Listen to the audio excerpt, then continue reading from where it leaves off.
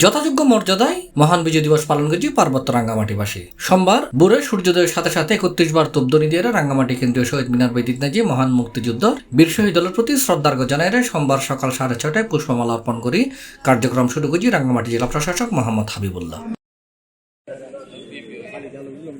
এর পরপরই রাঙ্গামাটি জেলা পরিষদের চেয়ারম্যান কৃষিবিদ Kajal Talukdar, Rangamati police super doctor Farhad Hossain, পার্বত্য চট্টগ্রাম উন্নয়ন বোর্ডের পক্ষে ভাইস চেয়ারম্যান রিপন চাকমা, পৌর প্রশাসক নাসিরুল সুলতানা সহ প্রশাসনের বিভিন্ন স্তরের প্রতিনিধি, রাঙ্গামাটি প্রেস ক্লাবের নেতৃবৃন্দ শহীদ বেদিনে পুষ্পস্তবক অর্পণ করেছে।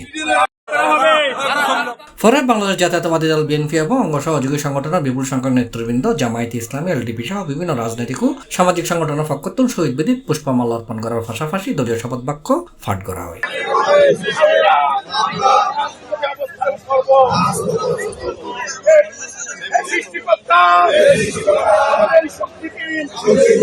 মহান বিজয় দিবস ঘিরে আবার অনুষ্ঠিত ৩ দিনের বিজয় মেলা। রাঙ্গামাটির জীবনীশা মাঠের ন্যায্য এই মেলার আয়োজন করা হয়।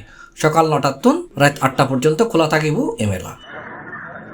বিজয় দিবসত বীর মুক্তিযোদ্ধা ও শহীদ মুক্তিযোদ্ধা পরিবারের সদস্যদের সংবর্ধনা, আলোচনা সভা, পুরস্কার বিতরণ, সাংস্কৃতিক অনুষ্ঠান অনুষ্ঠিত হয়।